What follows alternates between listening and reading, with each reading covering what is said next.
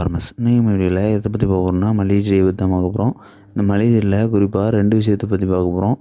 ஒன்று, மழை காலத்தில் மல்லிகை செடிக்கு மருந்து ஸ்ப்ரே பண்ணுறத பற்றியும், இன்னொன்று செம்பேனுக்கான மருந்து மழை காலத்தில் மல்லிகை செடிக்கு பயன்படுத்தணுமா அப்படிங்கிறத பற்றியும் தான் பார்க்க போகிறோம்.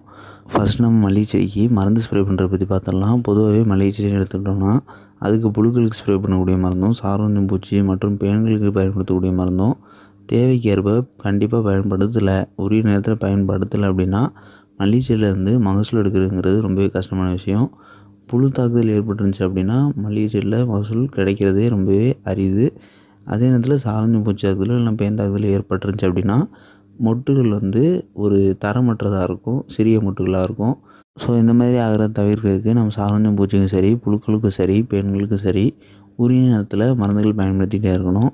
அண்ட் இந்த மாதிரி மருந்துகள் ஸ்ப்ரே பண்ணுறது வெயில் காலத்தை பொறுத்தவரை மல்லிகை செடிக்கு குறைந்தபட்சம் 5 நாட்களுக்கு ஒரு முறையும்,